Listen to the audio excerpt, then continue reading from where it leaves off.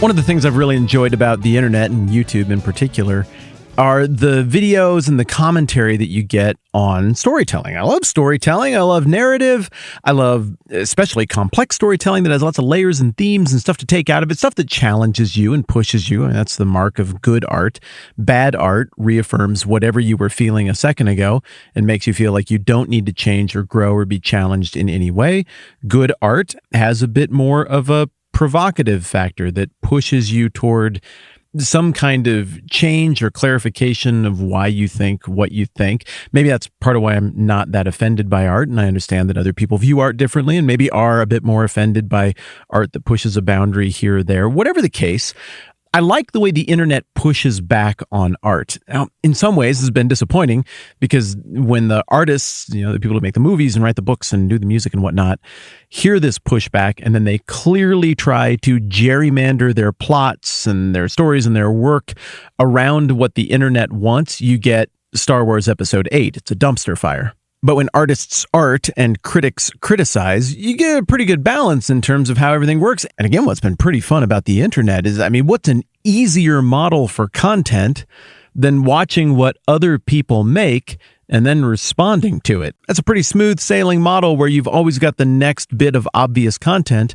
right out in front of you. So, The Mandalorian comes out. Now we've got WandaVision that is the new Friday night thing on Disney Plus, and everybody's watching it. And these shows are deep with Easter eggs and nuggets and little hints here and there and fan service and reference to this comic or that other movie. And I really enjoy watching those shows and then flipping right around and watching the breakdowns, the Easter eggs. This is what this means. This is what that means. And when all the dust is settled and those quick turnaround little videos are done being made and we're into the more take in the season and reflect on what happened here kind of mode, I like to watch the deep dive narrative storytelling film critic reviews of all of the shows I watch, both the ones that I really like WandaVision and The Mandalorian, and the ones that I thought were complete and utter dumpster fires like Wonder Woman 1984. Either way, I like hearing people put their brains to breaking down what really happened there. What worked, what didn't, what are the nuts and bolts of this thing, and how did it work? And whether you're into reviews and breakdowns like that or not, I think we'd all have to admit that it's pretty natural when we're poking at some dumb superhero movie, but it's a little trickier to know exactly what the dance steps are when you get to a part of the Bible that you're not exactly sure how to explain. The nuts and bolts are trickier to figure out. So we get certain miraculous accounts in the New Testament where there is a very obvious and measurable result, and where in your brain you can picture it and you're like, oh, well, if they did a breakdown review of this particular miracle, they'd be like, well, it probably went like this because people were standing there and the guy couldn't walk. And Jesus says walk. Either he's going to be able to for the first time in his life or he's not. Let's see what happens. Oh, he got up and he walked. I guess that one worked out. That was a real miracle. What happened there physically in that guy's legs, his nervous system? Did stuff knit back together underneath his skin in places that people couldn't see? And all of a sudden, something that was physically broken now. I have no idea. I have no idea how that happened. But I'm comfortable saying there were a lot of witnesses there and this is what they saw and it worked. But then there are other miracles that are more head-scratching. And these miracles bring out a lot more of the metaphorical YouTube breakdown video types to direct their attention at the nuts and bolts of what actually went down in these miracles. And perhaps there's no miracle that more raises these kinds of, hey, what actually happened there kinds of questions in the Gospels than the feeding of the 5,000. Now, there are 4 accounts of the feeding of the 5,000 and 2 accounts of an additional feeding of another 4,000. So you've got the only miracle that occurs in all the Gospels, and you also have 2 parallel miracles that go along with it that follow the exact same recipe. And if you really think about what it would be like to be in the crowd and be sitting there, it's understandable that this miracle would raise questions for people of any age in any era thinking about what the deal was here. I'm going to read it to you again. Matthew chapter 14, Jesus is sad because John died and he gets into a boat and he goes away and he lands and there's a big crowd there. And instead of being all mad, it says, when Jesus landed and saw a large crowd, he had compassion on them and he healed their sick. As evening approached, the disciples came to him and said, this is a remote place and it's already getting late. Send the crowds away so they can go to villages and buy themselves some food. And Jesus replied, they don't need to go away. You give them something to eat. Well, we have here only 5 loaves of bread and 2 fish, they answered. Well, bring them here to me, he said. And he directed the people to sit down on the grass, and then taking the 5 loaves and the 2 fish and looking up to heaven, he gave thanks and broke the loaves. Then he gave them to the disciples, and the disciples gave them to the people, and they all ate and were satisfied. And the disciples picked up 12 basketfuls of broken pieces that were left over. The number of those who ate was about 5,000 men, besides women and children. So the text allows for the fact that this is a lot more than 5,000 people. I want to think through the physics of what actually happened here and see if there's any way to make sense of it. So let's say you were sitting in the crowd, and you brought nothing on this trip. Maybe his teaching was so compelling that they were like, I just can't leave. Like when you super have to get up to go to the bathroom in the middle of a movie, but you're like, if I go pee, I'm going to miss a thing that I really need to see. I'm just going to have to sit here, and you're probably doing long-term damage to your excretory system, but it's worth it because it's a really good story. I mean, maybe they got going early in the day and they brought food along for lunch and they ate lunch, but Jesus just kept healing people and kept saying things that were important. And they're like, well, I can't go anywhere. I'm super hungry, but I can't miss any of this. This is a big deal. I mean, if they were compelled enough to follow him on an aimless, adirectional hike with no known concluding point, they were probably compelled enough to sit there and be hungry.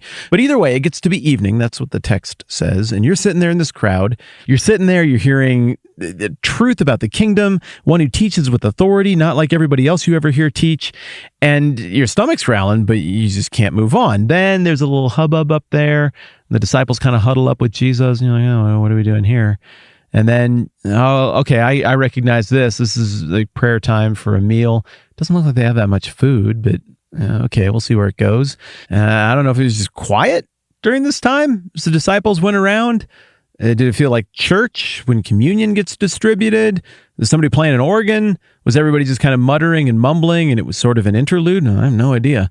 But whatever the case, the food goes around and you're sitting there and you're like, well, it's not going to make it to me. I saw how much that was. And then it gets to you and then there's plenty. And after that, you're probably doing the math on it and you're like, well, I didn't see where, I was watching the whole time. I didn't see where that came from. So let me watch behind me now. Is there more food now than there was before? How is this happening? And in your brain, based on the way the miracle is described, maybe you're like, is this sleight of hand? Are there some secret storehouses of food here or there that they're bringing out as they go along? Am I just confused on what I'm witnessing here in terms of distribution? Or would it be a thing where you're sitting there and you're like, all right, I had my eye on you the whole time. I see what you guys did. I have no idea where that food came from. You handed the basket down the line. I watched it get handed down the line, and people took stuff out, but there was more in it at the end. So this is a very strange miracle to try to mentally break down, not just for me, not just for people through the ages, but also surely for the people who were right there. Somebody had to have noticed what was going on and have wondered how the thing worked. Well, in the end, everybody has to agree that the disciples were right there. They didn't really have any bonus food or anything. They just had that little bit. And now we got all these baskets full, and that's pretty weird. Where did it come from?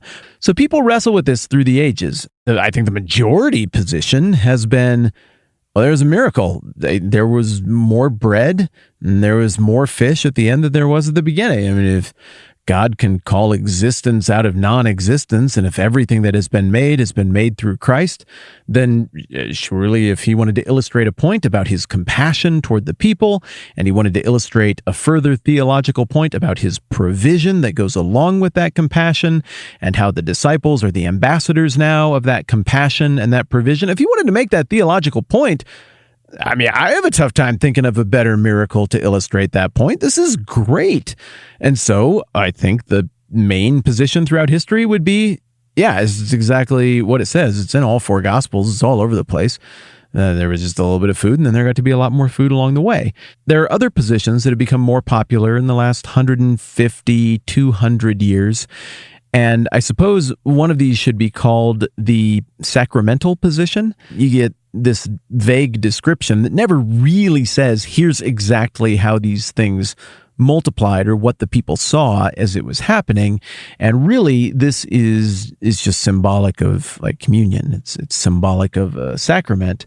And they each got maybe just a little bit of food. They broke it up into teeny tiny little pieces. I don't know how that accounts for the 12 baskets. That doesn't make a ton of sense to me. But it's not a crazy stretch for people from this camp to say it seems like there's something kind of Last Supper-y about this. And indeed, all of the verbs that are used here are also used in the accounts of the Last Supper. He took bread, he broke it, he gave thanks. All of that language is very familiar. I mean, what does the Last Supper symbolize? It symbolizes the body and blood of Christ. At the same time, here, we don't get the blood part. I mean, it's bread and it's fish, so it's food and it's food. So at the very least, we have to acknowledge that it's a pretty different analogy that's being employed here. A third position, and I'm sure a lot of people have thrown this one out, but it's the take, if I recall correctly, that everybody was being selfish with whatever provisions they still had with them on this big journey for the day. And then Jesus and the disciples were not selfish, and then everybody else was not selfish. And so everybody shared with everybody else. And in the end, the sharing resulted in everybody having like way more than they ever needed and be like, oh, wow, if we work together, there's a lot more here than otherwise. The weakness of that position is that it doesn't square very neatly with the accounts in the four Gospels or the two bonus accounts of the feeding of the 4,000. It just doesn't look like that's what happened, and the text could have said that's what happened if it wanted to. I'll turn over my cards. I tend to think that upon a close examination, it looks like the Gospel authors are holding out the miraculous events of the life of Jesus as having actually happened miraculously and trying to communicate to the reader that this is an indication of God's blessing and his affirmation on the work of Jesus, and that it being actually miraculous is important to the larger claims of Jesus as well. So do I wrestle with some of these miracles and how they physically worked? Oh, you dang well better believe it. But at the same time, the exercise you and I have agreed to go through here is trying to understand what the author is trying to communicate.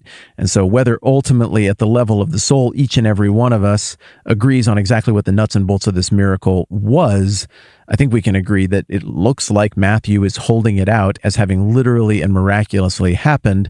And at least for me, that framing on behalf of Matthew leaves me wanting a whole bunch of good YouTube video breakdowns and Easter egg hunts for how exactly that went down and what to make of it. Again, regardless of what you do with the details there, what is abundantly clear is that this is the fulfillment of foreshadowing from earlier in the book that demonstrates Jesus' unending compassion for the crowds, and not just that he's nice and he cares about them, but that he has the ability to do something about their situation. That is a crucial theme of the book of Matthew. In Jesus, we get the God who is close enough to care about the human condition, but also powerful enough and different enough to do something about the human condition. And with that, we'll pause for the day. I'm Matt. This is the 10-Minute Bible Hour podcast. Let's do this again soon.